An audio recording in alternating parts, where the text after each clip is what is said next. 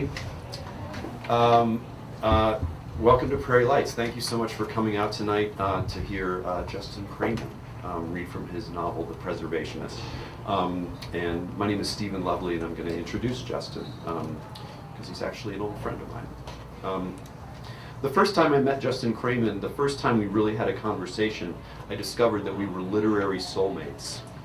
Justin was teaching for the Iowa Young Writers Studio, and we were hanging around after a reading in Courier Hall, and we got started talking about Alice Munro. It's rare in the outside world, though not so rare in Iowa City, for one guy to find another guy with whom to share his Alice love. I mean, really, gosh, really let it all out.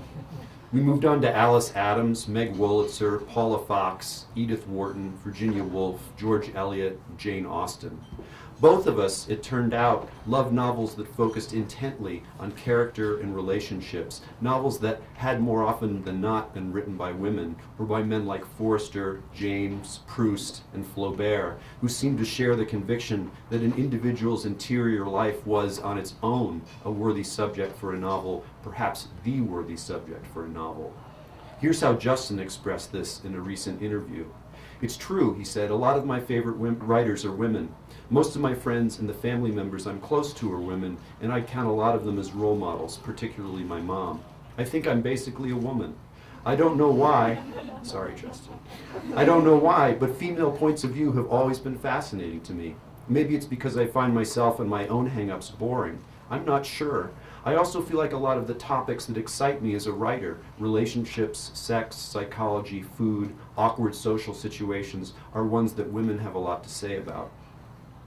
In Justin's first novel, Finny, published in 2010, he wrote about both men and women. Finny Short is a tough, defiant 14-year-old girl whose parents, alarmed by her relationship with a boy, ship her off to boarding school. She befriends an heiress, and her adventures begin. Finny's a funny, ambitious novel, a descendant of the great 19th century coming-of-age novels, beautifully written and very smart. Justin's new novel, The Preservationist, is darker and more suspenseful, a taut psychological thriller about Julia Stilwell, an emotionally distressed college freshman, and two increasingly suspicious men who she's involved with. Justin recently finished a more experimental literary novel that's looking for a publisher.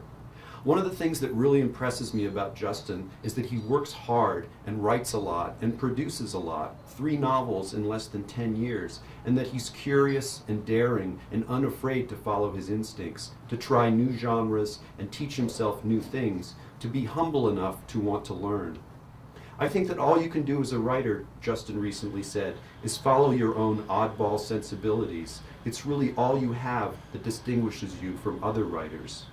This belief has taken him to some exciting places, and I think it'll take him to many more exciting places. I think it's a belief that can be of great use to all of us, this reminder to be ourselves.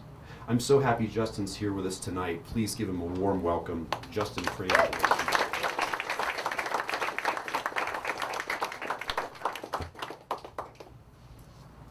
Thank you all for coming out. Stephen and I have shared a lot. We shared a lot else that night. But Stephen cut that part out. And I'm going to leave that to your literary imaginations. I was thinking when I was coming over here that when I started out with this whole writing thing, I think I had some romantic ideas about what it would be like to be a writer. And I thought that there were a lot of cocktail parties involved, and a certain amount of socially acceptable binge drinking went on. Maybe a company car. Since I've gotten into it, it's turned out that it's a lot more like being in a mental institution. You're in this room by yourself the whole day, just sort of spending time with these people who don't exist, sort of following them around, seeing what they do and say, and sometimes I'll laugh at things that they say, which I think is concerning for my wife. She'll knock on the door, "What's going on in there? Were you on the phone?" So I guess that's a long way of saying thank you, Stephen, for getting me out of the house tonight. This doesn't always happen. I think I'd like to go in a couple different directions tonight with this talk, but I think the sort of main theme, I guess, would be maybe teaching and learning writing. When I had this new book coming out, I teach at a few places in Philadelphia, and I got asked to write an essay about teaching writing. And I really don't like writing personal essays. I'm not terribly interested in myself, and mostly don't like myself, so I find it hard to spend a lot of time writing about myself. So I was trying to think of how to kind of go with this essay, and so I came up with this, I guess, let's say, fictional account of what it's like to teach writing as an adjunct at a small college. So I'm going to start by just reading that to you, and then we'll go from there.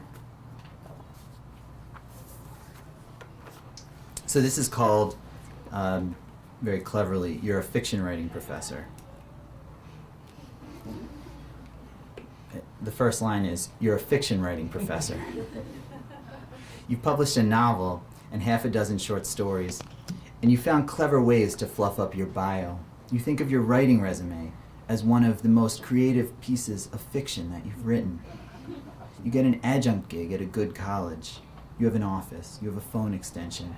You have voicemail and email and campus mail. In class, you allude to other courses you've taught, but when students ask you directly where you've taught, you say, all over. The aspect of teaching you struggle most with is the idea that, as a teacher, you're an authority on writing. You don't feel like an authority on writing. To claim authority on writing seems like claiming authority on parenting or healthy living. The second you do that, the world will contrive to prove you wrong, to put you in your place, or at least that's what you believe, probably because you're Jewish. But you're a fiction writing professor. You're here for a reason. It would be perhaps frustrating to students who have signed up for your course if every time one asked a question, you threw up your hands and said, what do I know? You need to offer something. You need to wrangle a set of guidelines from what feels to you like your own desperate, manic-depressive, slapshot approach to writing fiction, where minor successes have been more the result of persistence or luck than skill. You have a hard time imagining how the things you've experienced or discovered, which seem abjectly personal, could be of use to another writer. You're aware that you can follow every single rule in the book and still write a crappy story. You're aware of the constant disappointments of writing, of falling short again and again, of seeing ideas shrivel up or simply die.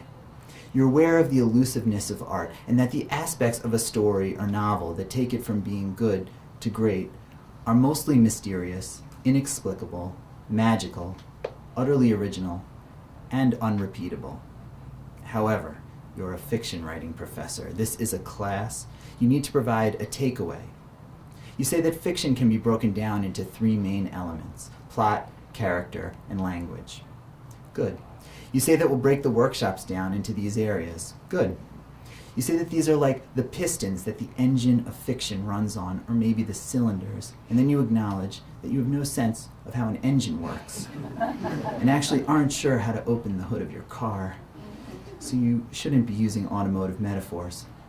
You say, the point is, and then realize you don't know. You say the plot is the easiest thing to talk about, the most straightforward, but then acknowledge that plot generally isn't what makes a story great. So what is? It's the umami element you can't explain. Then why are you talking about it in a class? Why are you here? Because you're a fiction writing professor. There are basic things you can explain that are helpful to beginning writers. For example, a metaphor compares an unfamiliar thing to something familiar. You might use the phrase, the globe of his belly. His belly is unfamiliar, you say, but everyone knows what a globe looks like. So you're creating a clear picture in the reader's mind of this unfamiliar thing. Metaphors should be quick and sharp, you say. A vehicle, there you go with cars again, to efficiently transport meaning from writer to reader. Then you think of one of your favorite passages in Bolaño, where a pause in conversation is described using a metaphor of a lake, a metaphor that begins one way, then backs up and starts another way, then qualifies and requalifies itself, then folds in and contradicts itself, and finally darts off in a direction you never expected and aren't sure you even understand. So your rule isn't correct. nor is what you said about not using mixed metaphors. What can you offer then? Still, you're a fiction writing professor. You have a degree, you have a book, you have a website. Yet you're plagued by doubts about your own work, about the point or pointlessness of it, about whether you've ever written anything of value and whether you'll ever do better. And so, as always, your thinking turns in on itself. And you find yourself alone, which is a kind of blank page. And though your helplessness scares you, and you say that the fear and the not knowing are the worst parts, you realize they are feelings you return to again and again, perhaps even love, because they make sense to you, because they offer the particular comfort of knowing exactly where you stand in the universe, and because at heart you're a writer. So that gives an angle on the teaching part, I guess. I'm going to talk a little bit about the learning part, I guess, now. Because mostly as a writer, I see myself in the role as of student, I think. A lot of people, Stephen mentioned this before, a lot of people have been surprised by this new novel, The Preservationist, who read my first novel. The first novel I wrote was the book Finney that Stephen was describing, that had a sort of lighthearted Dickensian coming-of-age tale feel to it, with these kind of comic, larger-than-life characters in it.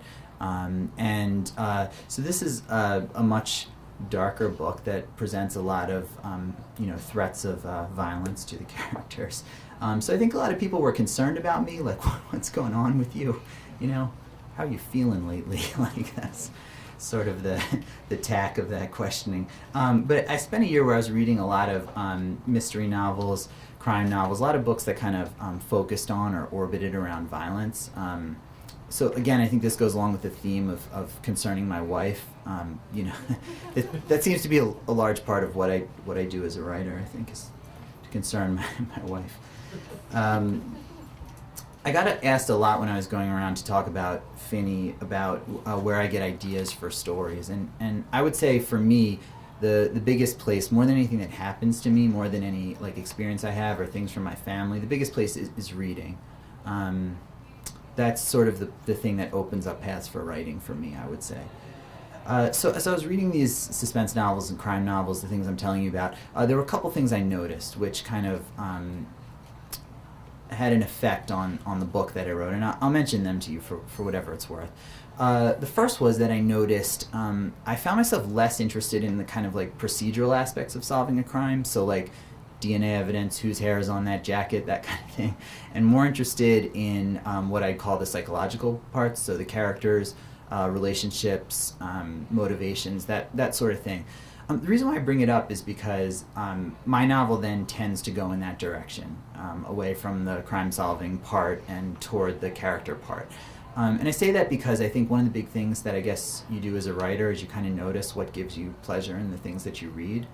And the other big part is then just figuring out a way to reflect that back to a reader. I think Henry James has a line that's something like, writers are just readers moved to emulation. So this idea that a writer is essentially someone that gets pleasure from books and then has this extra little thing of wanting to reflect that back through your own kind of distorted or warped mirror to another reader. I think a big thing in writing is noticing what you love in reading. Second thing, and probably more important for this novel, was that I always had the idea that a novel should be about a hero. A hero should be the main character. I thought that was kind of an obvious thing. So the hero is, someone you like, someone who is a quote-unquote good guy, doing the right thing, maybe struggling with a difficult moral decision, something like that. But as I was reading some of these suspense novels, I noticed that wasn't always the case. Sometimes they'd be about people who were doing questionable things or even bad things. So I'm thinking about books like The Talented Mr. Ripley was a big one that I noticed by Patricia Highsmith. And so in that book, Tom Ripley is this guy who turns out very early in the book to be a con man and a murderer. And it kind of puts you in this interesting position as a reader, because it's like, on the one hand, I was curious to see how his plans would work out. I was interested in his mind and the way it worked. But on the other hand, I didn't want to have dinner with the guy, let's say, at least not in a private setting. Another book like that for me was the book The Collector by John Fowles, which goes back and forth between a criminal and a victim perspective. But the thing about that book is it tells it equally. It's just writing the two characters' points of view with no judgment, saying like, this is the person you root for, this is the person you fear. It was just an attempt to get inside their heads. So I was thinking a lot about this idea of like, what happens when you take away the idea that you need a good guy at the center? What happens when you take away the idea that the purpose of characterization is to make the reader like the character, right? So I was thinking about that and studying some of these, I guess, techniques in suspense storytelling. And the way I started to think about it for my own work is I started to look into doing some of it in a short story, which is sometimes a way that I'll approach like a new form or type of writing. Not really because stories are any easier than writing novels. I don't definitely don't think that's the case, but just because they're shorter. So if you throw them away, it requires a good deal less medication from your psychologist to recover from that. So that's really one of the reasons I start with the story. So it was a way to kind of study and try my hand at some of these techniques of plotting and characterization that I was thinking about. So I'm going to read you a little bit from just this story that I was working on as a way into this novel, and then we'll go from there. So this story is called Pursuit, and I'll just start at the beginning. He'd been waiting for 10 minutes in a persistent drizzle when she finally came up the driveway from her apartment. Even if he hadn't seen her hurrying, fumbling with her keys and purse, he would have known she was late. He'd memorized her schedule. It was cold for this time of year, mid-November, in Cambridge, icy rain prickling his face. His hands were numb, jammed in his pockets. He hadn't brought gloves, having counted on a shorter wait, and in his thin nylon jacket, he felt exposed, vulnerable to the cold slaps of wind. So this guy waiting for this woman. Another thing he hadn't planned on were the kids. Molly's apartment was on the bottom floor of a house set off the street, tucked into a block of two-story homes across from a school. Dale had always left and arrived at odd hours because of his work. He decorated cakes, slipping out of Molly's apartment like a robber at 4 a.m. So he rarely saw the school in session. But now he could hear car doors thudding, children shouting goodbye to their parents and greeting their friends as they entered the low brick building. The children were too far away to hear anything, but the sound of them was an intrusion on the privacy he'd envisioned. Molly had her hair in a bun. Damp from her shower the night before, she slept on her back with that fist of hair pushed into the pillow, staining the fabric. So many rituals and habits and preferences, those little private resolutions you discover only when you observe someone closely for a long time. The only other person he'd known so well in his life was his mother, who'd spent most of the last 2 decades in an institution. A disturbed brain, a social worker had once said to Dale, who had been young when his mother was sent away, and probably seemed in need of an explanation. But the phrase, a disturbed brain, had stuck with him unreasonably all these years, and always gave him the mental image of a pot of scrambled eggs. He thought that's what you'd find if you opened up his mother's skull. Possibly his too, if the condition were hereditary. Now, when Dale waved to Molly, he could see frustration pass like a shadow over her features. It squeezed his heart how much she hated him. Or not hated. Hating would have been bearable, implying investment. She put up with him, withstood the shock of his presence like a pothole in the street or a line at the bank, some tiresome obstacle in the way of what she needed to get done that day. The kind of thing you had to keep your cool about. "Let me talk to you," he said, when she was close enough he didn't have to shout. He was still concerned the children might hear.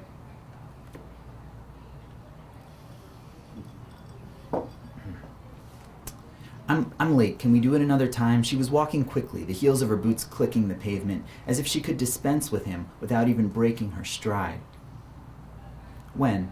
Could you back off, Dale? Could you leave me alone?" He stepped off the curb, into the driveway, meaning to get her attention, but the motion caused her to flinch. It wasn't entirely unpleasant, her recognition of him. "I need to tell you some things you might not realize about what happened." "You don't need to explain." "I do. I'd prefer not to hear it." You need to. Without realizing it, he was blocking her path. He never thought of himself as a menacing person, but realized he could be seen that way, large as he was, thick-armed and slope-shouldered, a shadow on his jaw. You look like a pervert, he heard a woman's voice say in his head. It might have been his mother's. Molly stopped walking, dropped her arms to her sides as if she'd given up. Water beaded on her glasses. Okay, what?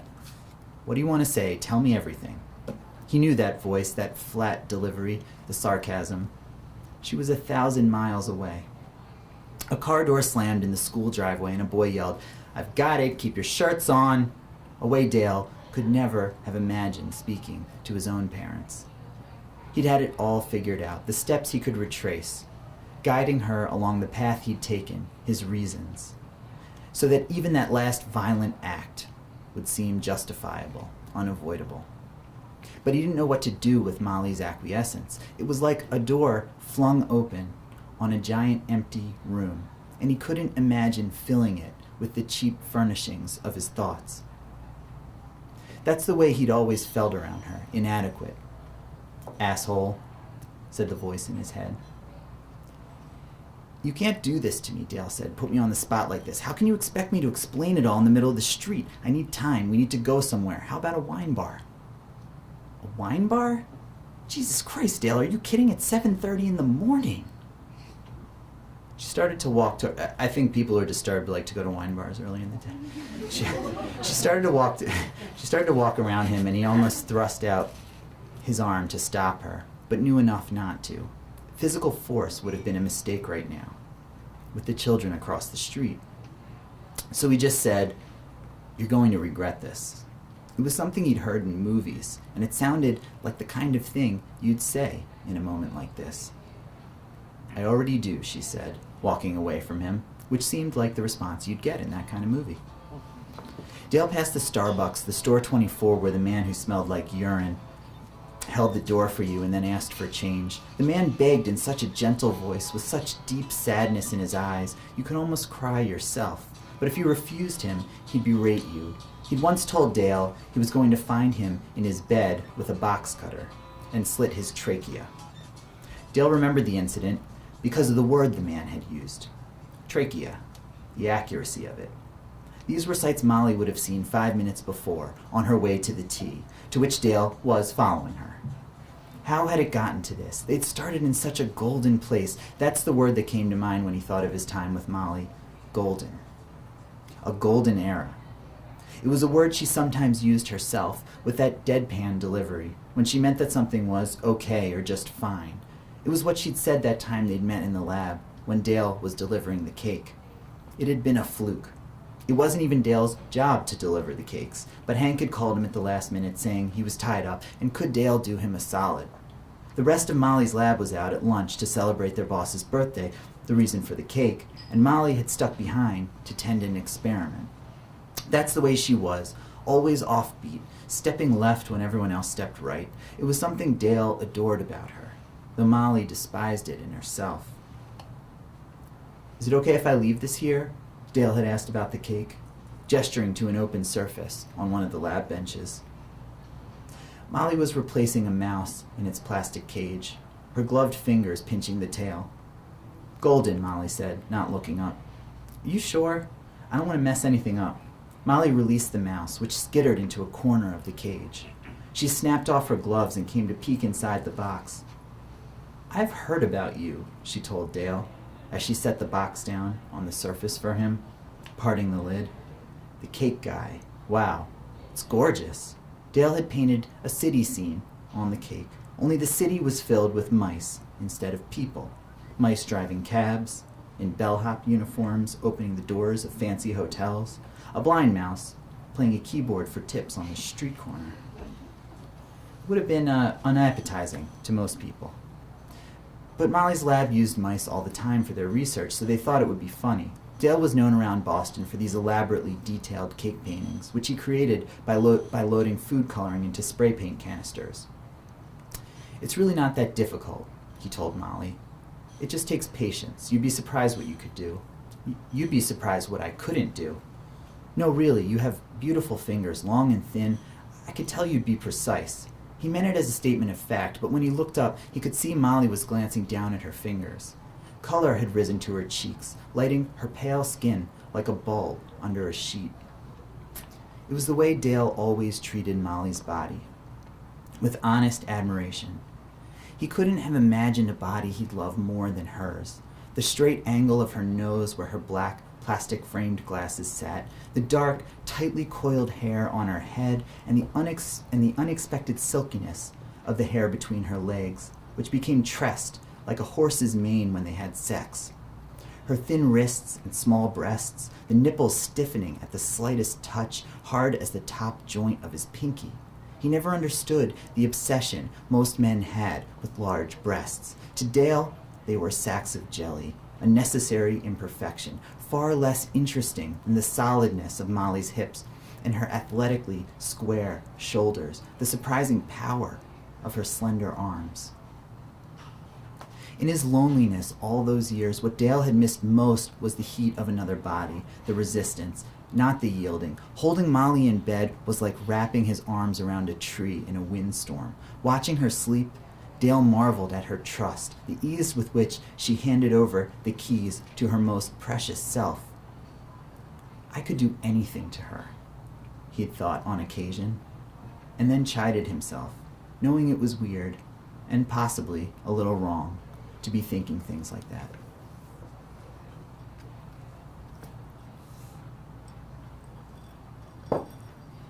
Okay, now I'm gonna switch over to the novel. Just very short. I'll read a little bit of that to show you how I kind of drew from that story going into this book, and we can talk more about that after too. You don't really need to know much about the novel. It's about a kind of unlikely relationship between a young woman in college who's trying to make sense of a recent tragedy in her past, and the relationship she develops with a much older man who works in the cafeteria at the college. The relationship begins to be threatened by violence in the novel, and it's not quite clear where the source of that violence is. Okay, so this character introduces Sam, who's the older man, and who also comes to be known as the Preservationist in the novel. Although he was careful not to be vain about his appearance, Sam Blunt didn't see a problem with being aware of it. In fact, at 39 years old, it seemed perfectly natural to take a little extra time in the mornings. Who didn't want to keep a good thing going as long as he could? Sam had light brown hair, which he washed daily in a moisturizing shampoo and kept long, parted in the middle and feathered over his ears in the style of so many of the boys on campus. Mornings he put in a good 30 minutes, shaving and moisturizing his face and combing his scalp for gray hairs, plucking them out at the roots. The gray hairs had cropped up after his mother's death, over a decade ago now, though in some ways it felt like it had hardly been a week. Loss worked on a different timetable than the rest of life, Sam knew, and there was no way to predict when it would come knocking on your door. Sam lived in Marshallville, the town just south of Stradler College where he worked, despite the students joking about Marshallville, which included lines about martial law, Stradler's welfare cousin, and even the title Badler. So far, it had been a decent place to live. He had a private entrance to his apartment, up a set of damp-smelling, gray-carpeted steps. Below him lived a retired construction worker named Vic, who never left his apartment and was so deaf he wouldn't know if the house were collapsing. The front porch of the house sagged and paint chipped off the siding, but the neighborhood was quiet enough. No one had hassled him or stolen from him. He kept the van on the street. He couldn't bear to get rid of it. He'd gotten such a good bargain, and it hadn't even had a window broken. After all, the apartment would need to last him a couple years at most. Sam wasn't the type to stay in a place for long. He had an itch for motion, action. He thought of himself as a wanderer, like Augie March, a spirit cut loose by circumstances and the desire to see the world. In the past 8 years, he'd lived in California, Maryland, Iowa, Massachusetts, and now Pennsylvania. He held jobs for a year or two, rarely more, then moved on. Since the previous summer, Sam had worked in the snack bar at Stradler. He'd had experience in food service, and he always tried to work in places frequented by college students. It was a great way to meet people, see what was going on in an area, and he found the students' energy and optimism sustaining. He never had the chance to go to college himself, but he liked books and would have enjoyed the chance to study them. This proximity was the next best thing. He wouldn't have wanted to be packed away in some stuffy restaurant folding cloth napkins and asking old people if they wanted another gin and tonic, even if it would have paid double what he was making now. Walking through the campus, Sam gave the impression of a man who smiled easily, was hesitant to disturb anyone, always apologized first whenever he bumped into another person in a crowded path. His boyish haircut and loose clothes suggested the good-natured ease of someone who didn't expect overly much from life. Only when he was alone did a certain restless intensity, usually hidden, emerge. But this shadowed part of himself, these darker thoughts, they were aspects of his personality he chose not to share with the world. It was easy enough to grin and slam the door on that room of his mind. So this next, I'm just going to skip over a little bit. It kind of describes the way his day is at work at the snack bar. I'm just going to read a very short dialogue here. After the rush, the snack bar drained of people, giving Sam time to help the custodians sweep around the tables, toss out trash, straighten chairs. It was when he was changing the trash by the door to the dining area that he saw her, the girl. He didn't know her name, but he'd been aware of her since the beginning of the school year, noticing her when she passed by him on the campus. And the fact that she was often alone, appearing lost in private thoughts. Sometimes he found it hard to speak when she got to the front of the line. If there had been a door, he would have held it. If there had been a chair, he would have pulled it out. For some reason, maybe because he imagined the type of fortunate, polite family she must have come from, she put him in mind of these old-fashioned gentlemanly gestures, that kind of innocent courtship. When her eyes came to rest on him, she had large, lovely brown eyes. He looked down at the trash bag he was tying. He didn't mean to snub her, but she brought out the shyness in him. Before he had a chance to fix it, she was waving and smiling at a tall boy with a long neck that pushed his head out in front of his body, coming in the side door. By the way she greeted him, Sam knew the boy was her boyfriend. And the thought of them together, kissing, holding hands, clamped a cold fist over his heart. "So you like it here?" he asked while he was making her sandwich. She looked up, clearly surprised by the question, since they'd never exchanged more than a few words. But she seemed pleased he was speaking to her. She had a broad forehead, round face and small chin, a white scar halfway between her lips and nose. "Oh, at Stradler? I like it. My classes are good. People are nice. No one's cursed me out yet." She looked at him for a second, then said, "I'm just kidding. I get cursed out all the time." He smiled, registering the joke. The boyfriend was standing by the wall, toasting a bagel. "Where are you living?" Sam asked. Though a disappointment, the news about the boyfriend had taken the edge off his shyness. It wasn't such a risk to talk to her.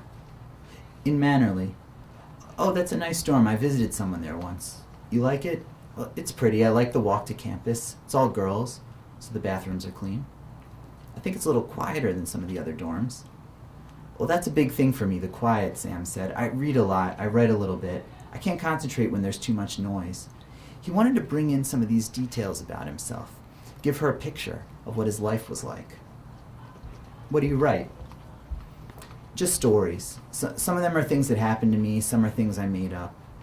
There's so much to write about in the world." She smiled at that.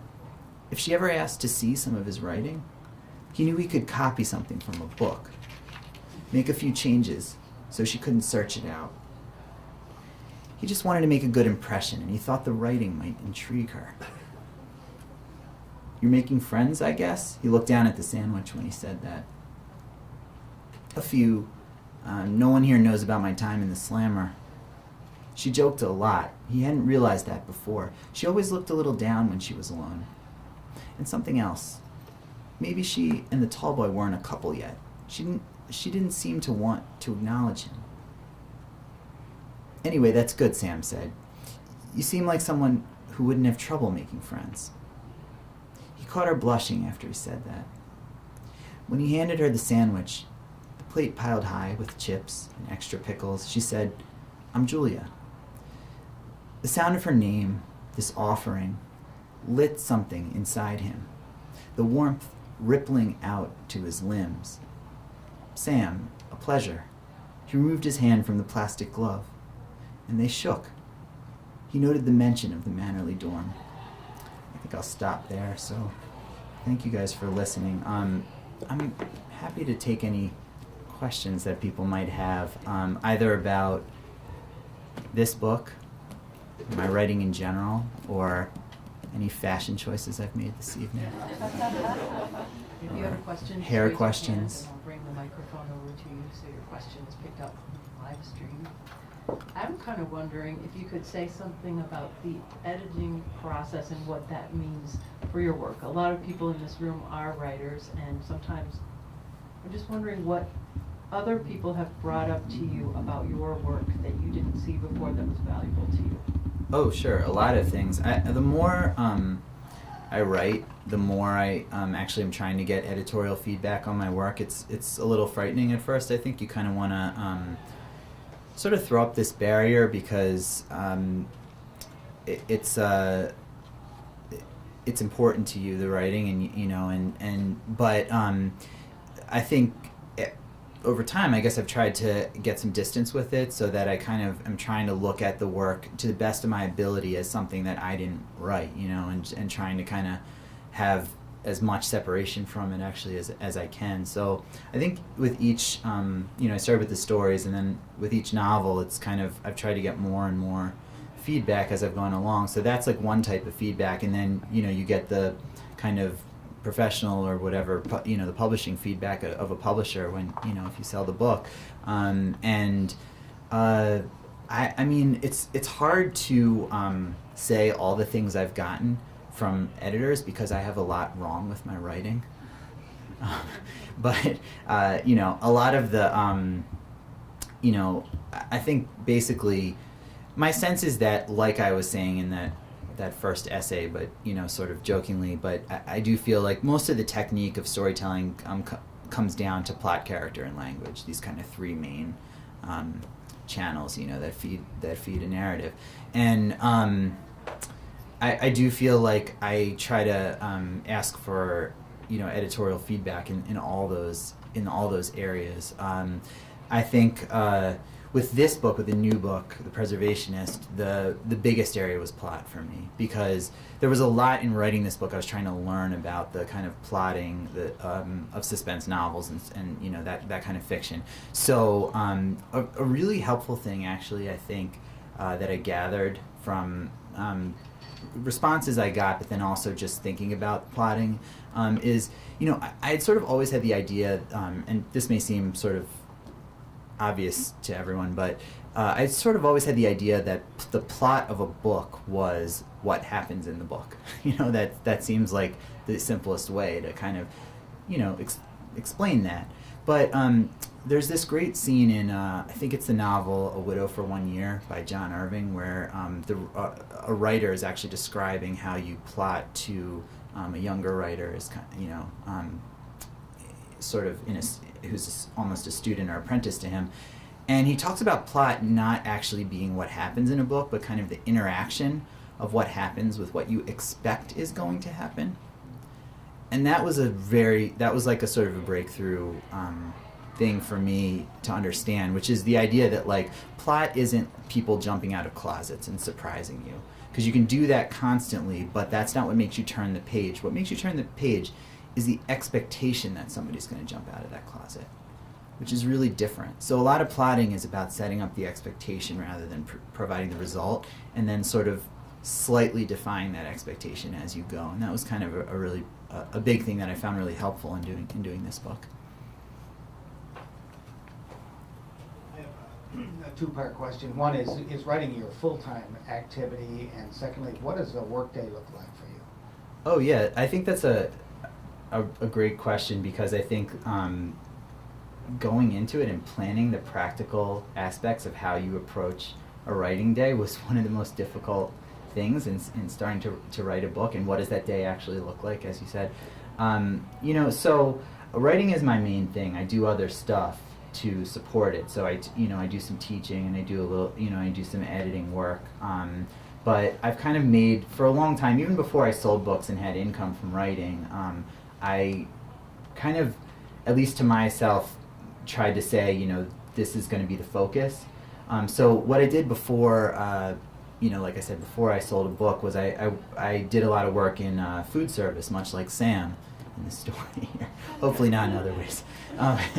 But so, yeah, right, it's very autobiographical. So I would try to get jobs where I could work at night or later in the day, so that I'd have the mornings to work. So I bartended, waited tables for a short time. I was a piano player in a lounge. Did different things just to basically be able to push that work later to support the writing. So once I started to sell my writing, then I could have my days opened up a little bit more for writing with the jobs I could do. And basically that organization for me was huge. The way I tend to do it is I kind of tend to focus more on new writing at the beginning of the day. So that would be like the first thing I do when I get up, if I'm working actively on a novel. And then I'll do that for whatever, 4, 5, 6 hours until I feel a little bit exhausted by that, and then I break for lunch. You probably don't need to know the things I have for lunch, but I can get in. I can go that way if we decide. But yeah, I don't think those things actually help writing one way or the other too much, unless the lunch gets really crazy. But then afterward, I tend to kind of focus later parts of the day on other parts of writing. So that might be revision. That might be reading things that relate to what I'm writing. That might be even just business stuff, like if I have to talk to an agent or editor or that kind of thing. And so if I'm working on stories that there's submitting stories, that kind of thing. So that tends to be the way that I split it up. Just because if I push it off further into the day, especially the newer writing, it just ruins the day for me. So. I mean, I just kind of, basically once I started to take the writing as a job, I just kind of forced myself to do that because it was too unpleasant to do it otherwise. But, yeah. Yes? This sounds like a great book on tape. And I'm just wondering, how does an author go about getting that process to happen once the book's out? Well, I can only speak from my experience. I don't know overall. I got an audio deal that was separate from my book deal for it, so it just was something that was sold. Audio rights are something that you can sell when you sell a book. Sometimes they're sold to the publisher, sometimes they're not. It really depends on the contract and what the publisher wants and how active they're going to be in trying to sell them. They did not ask me to read it. As lovely as singing voice as you can tell I must have, but they had an actor read it, and that was how the audiobook went. But it's hard to say too much. I mean, for me, since I don't have a very good business sensibility, I really leave most things to the agent and the publisher as far as that type of stuff. I think there are authors who are much better and more active at pursuing their own rights and stuff. So yeah.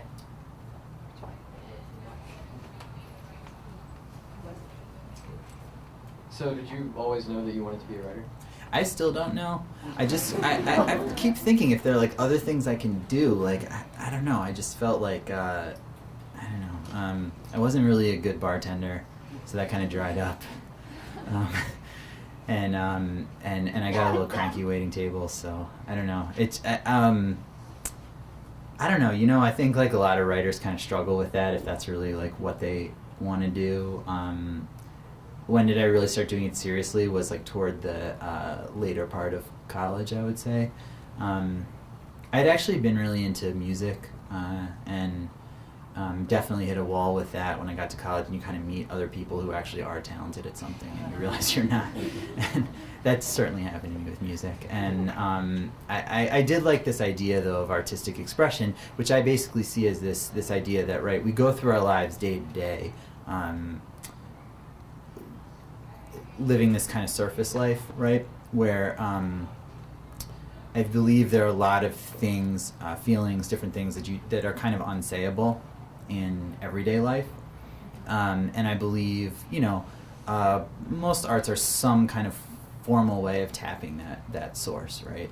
And I felt like, I wanted to try it with music, and I just wasn't good enough at doing it that way. And I sort of went into writing. I had interest in reading, and the thing was, I didn't feel like it was that I was that great at it, honestly. It was just that I felt like I had a lot of room to grow in it, and that was the thing. That's what has been exciting to me about it, is that I constantly feel that I could be getting better at it, where I felt like with music I was like hit a plateau, and it just wasn't gonna get better. With writing, I like the sort of depth of the well is something that's been really valuable for me. Yeah. Who else? Or else we go to the singing portion of the evening. Oh, you can go to the singing portion. Okay, we can sort of go back and forth if you want, like a duet. I'm not going to take that further. Okay. Understandable. What I'm wondering is, you were talking a bit about how you learned about different using plot differently in writing a thriller than you used it in other sort of in the other books that you've written. I'm wondering what were some specific things that you learned in writing a thriller. Mm-hmm. Well, I mean, one thing was this thing about expectation that I was trying to explain before. To me, I mean, that is a sort of a general thing, I guess, in some ways, but I do think that was a huge lesson for this. Thrillers, a lot of times, like, not that much happens in them, right? And so I think a lot of times, I mean, at least a lot of thrillers I like. I'm not going to say I don't really. I'm not so widely read in the genre that I can say that all over. But a lot of times, really great thrillers that I love, or kind of suspense novels or psychological suspense novels, are about much smaller moves that give you the expectation of something bigger or deeper or darker going to happen. And so creating that expectation in this kind of space of mystery where you don't know what's going to happen was a huge thing. I mean, specifically, there was a lot of stuff, and I'm not going to say I learned this, but I'm trying to learn it, of, a lot of the thrillers that I was looking at, they work off of shorter chapters. So there's a lot that you have to do when you're doing a really short chapter in terms of opening with a question, leading up to what's supposed to be a revelation or solution to that question, but actually asks another question that leads you into the next chapter.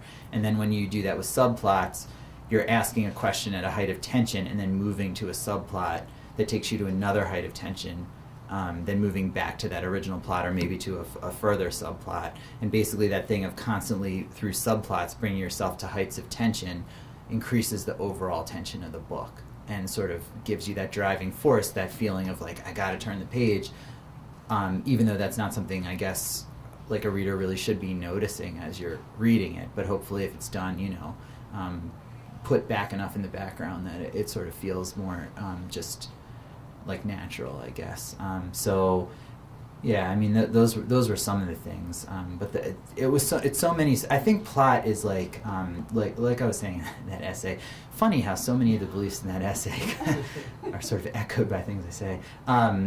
So I do think plot kind of, to me, is one of the most like sort of technical and in some ways practical or straightforward in ways, aspects of fiction, but at the same time there are so many aspects to it that I feel like with each book, especially because I tend to change genres, change styles and a lot, there's just so many things to learn, and I'm really interested in writers like like someone like David Mitchell or someone who kind of like does a lot of that genre hopping and the amount of at least competence he needs to have in different genres to be able to sort of manage that.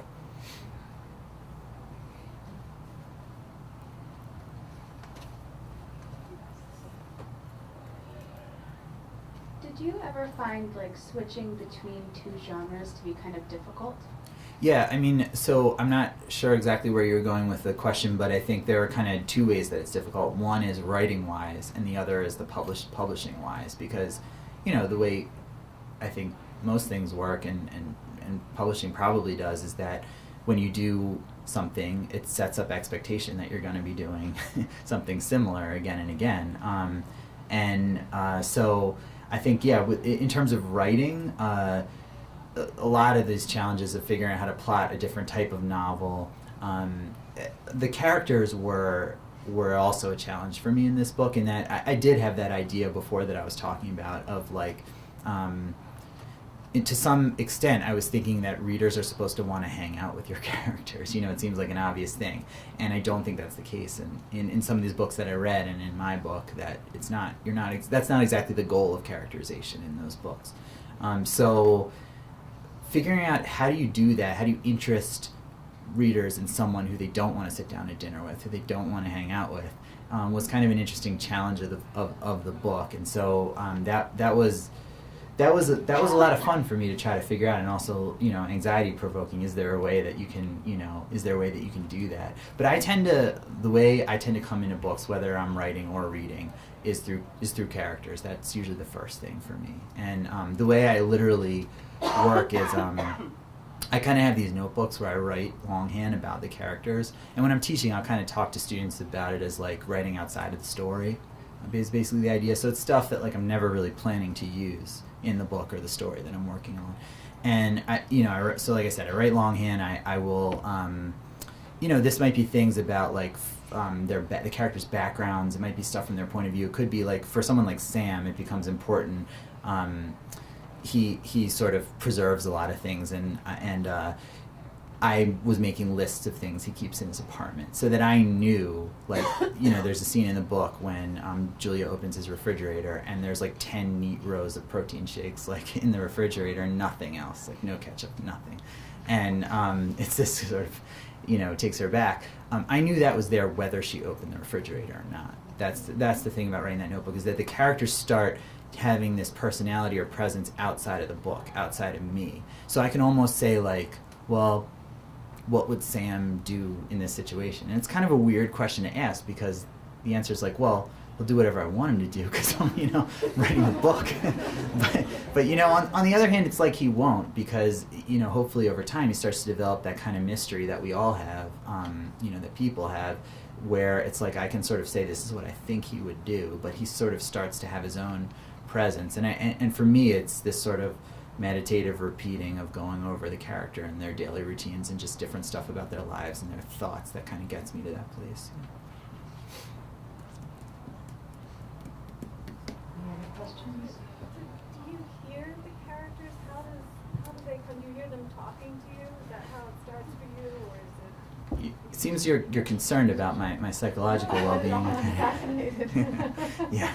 I don't know how deep to get into the places where my characters talk to me, but do you mean that do I literally, when I'm writing dialogue, hear their voices? Is that the question? Well, I mean, not outside your head, but Or they're not showing up and talking to Yeah. you.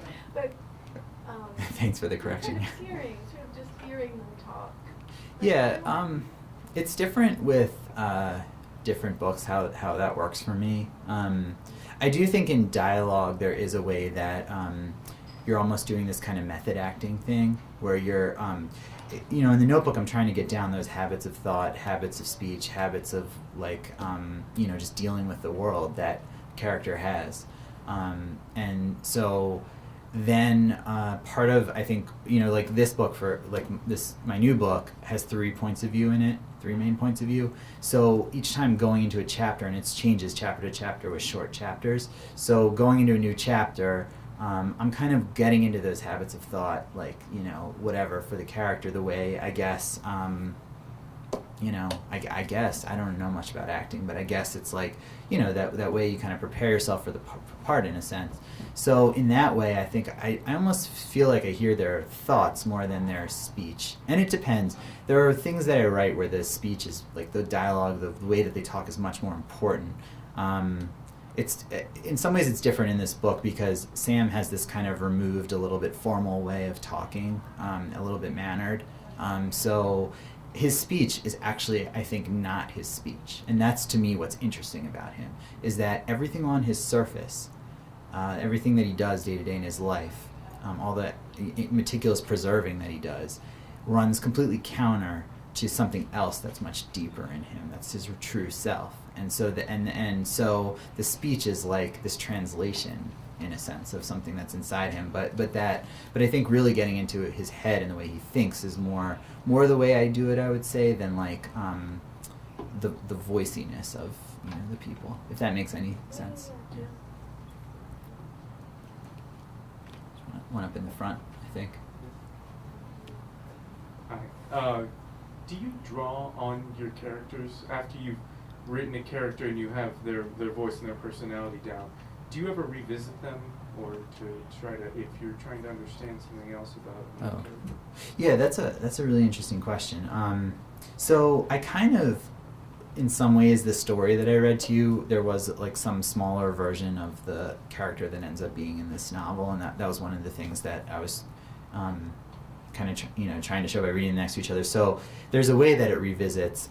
It's not the exact same person, and there are a lot of different aspects of their lives. Literally the same character. I haven't done too much, and I think part of the reason is I tend to write in such different styles, like story to story, book to book, that it's weird trying to get like these large Dickensian characters into like a noir kind of style suspense novel. But I did try to kind of actually do that a little bit in this book. It wasn't the same characters. The only thing that crossed over actually was the college where this book takes place is the college that my character in my first novel goes. It's where she attends. So it's the same school.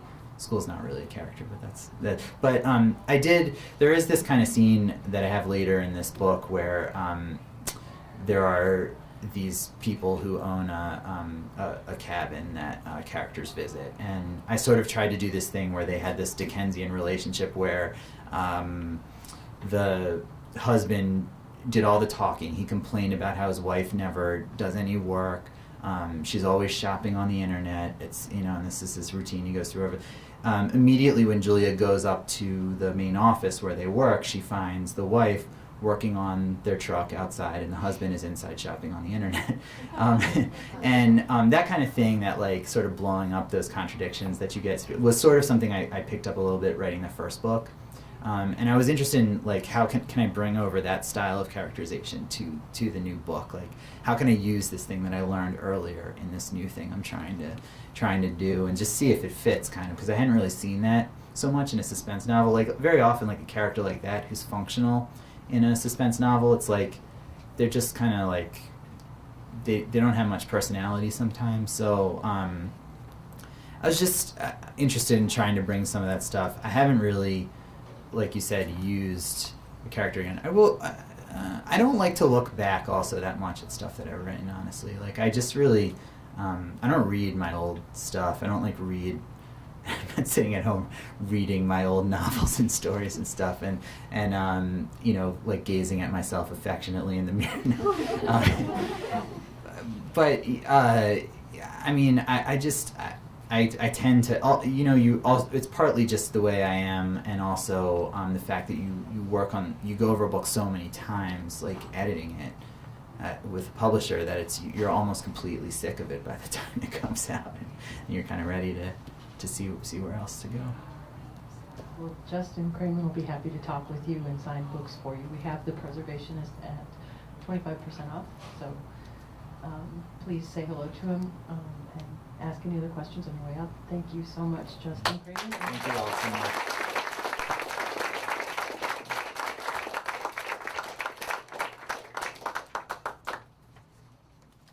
Thank you all for listening to me.